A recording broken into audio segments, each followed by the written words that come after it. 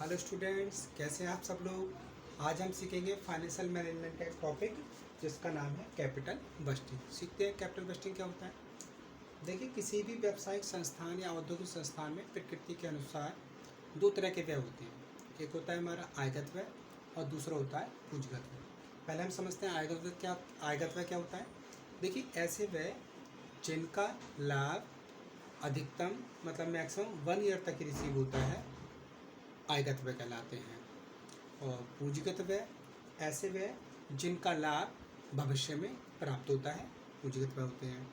But financial management के under पूंजीगत व्यय का जो अर्थ है काफ़ी ब्रॉड होता है।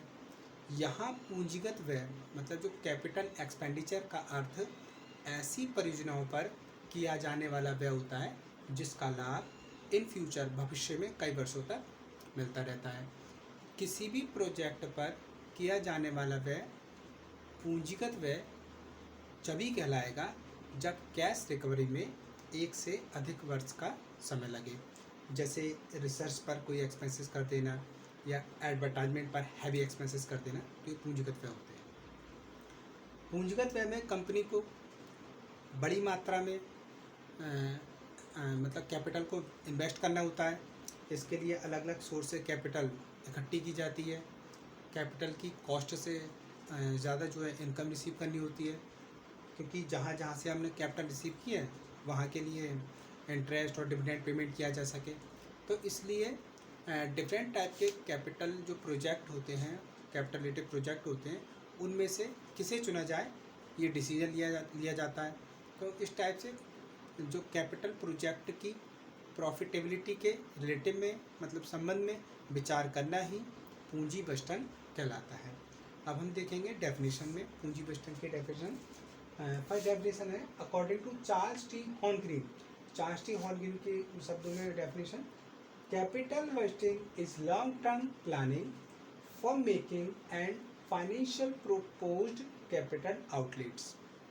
इनके अनुसार पूंजी बस्टन का अर्थ प्रस्तावित व्ययों को करने और उनका वित्त प्रबंध करने का दीर्घकालीन नियोजन है, मतलब लॉन्ग टर्म प्लानिंग होती है। Second definition M.H.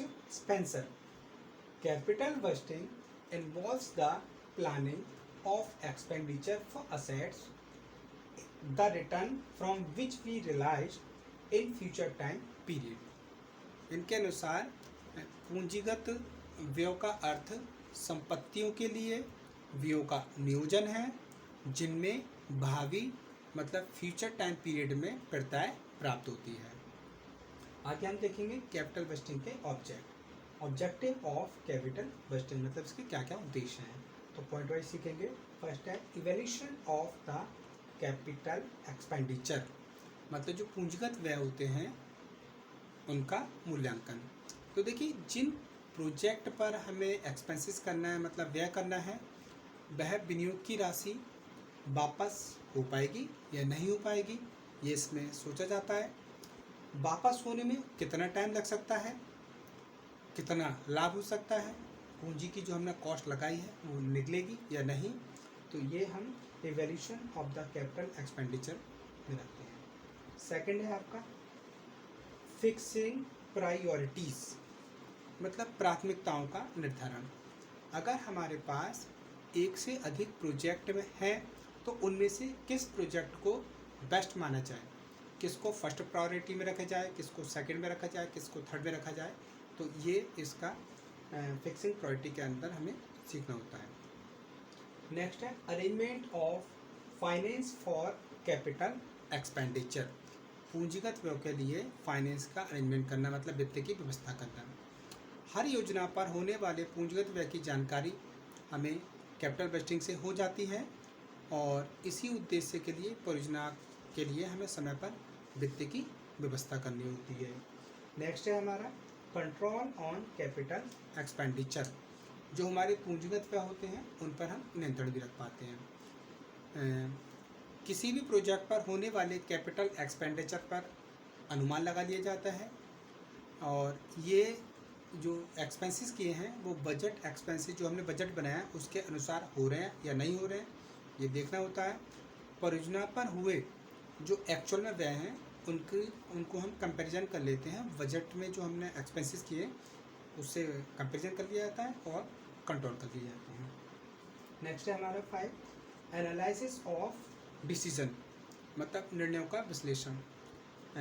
जब प्रोजेक्ट शुरू हो जाता है तो ये देखना होगा कि जो भी प्रोजेक्ट से हमने अनुमानित आय प्राप्त की है, अनुमानित आय लगाई है, वो उतनी प्राप्त हो रही है या नहीं। क्या प्रोजेक्ट के विषय में जो हमने डिसीजन लिए वो पूरे हो पा रहे हैं या नहीं हो पा रहे हैं, हमारे डिसीजन सही हैं या गलत हैं, ये हमें इसमें सोचना होता है। आगे हम देखेंगे नीड ऑफ कैपिटल बस्टिंग, कि कैपिटल बस्टिंग की ज़रूरत क्यों होती है।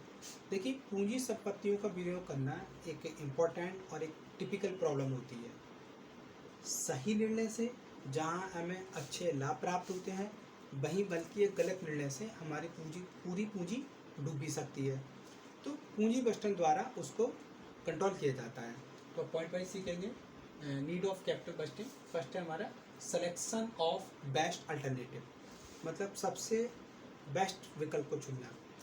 जब हमारे पास अलग अलग प्रोजेक्ट होते हैं तो उस पर विचार चल रहा होता है, तो कैपिटल बस्टिंग्स के द्वारा ही हम उसमें से बेस्ट विकल्प, मतलब जो बेस्ट अल्टरनेटिव है पॉइंट, उसको हम चूज कर लेते हैं। सेकेंड है हमारा परमानेंट इन्वेस्टमेंट, मतलब स्थायी विनियोग। जो भी लॉन्ग टर्म प्रोजेक्ट होते हैं उसमें लॉन्ग टर्म के लिए हमें इन्वेस्ट करना होता है, तो इसलिए कैपिटल बस्टिंग के द्वारा प्रॉफिटेबिलिटी पर हम विचार कर लेते हैं, क्योंकि बिना लाभ के हमारे जो इन्वेस्टमेंट है वो जल्दी रिकवर भी नहीं हो पाते हैं। Third, analysis of capital expenditure, पूंजीगत व्यय का विश्लेषण।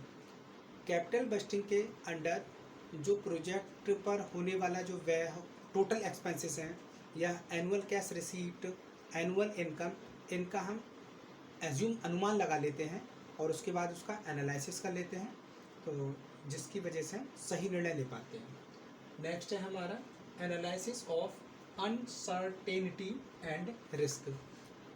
जो भी अनिश्चितता होती है, अनसर्टेनिटी है या जोखिम है, उसका विश्लेषण सीखते हैं इसमें, कि पूंजीगत योजना को शुरू करने से पहले जो भी फ्यूचर में हमें अनसर्टेनिटी है या रिस्क है उस पर विचार कर लेना चाहिए, जिससे फ्यूचर के जो हम अनुमान लगा सकें और जोखिम अनिश्चितता किस किस प्रकार की हो सकती है उसका हम पहले से अज्यूम कर सकें।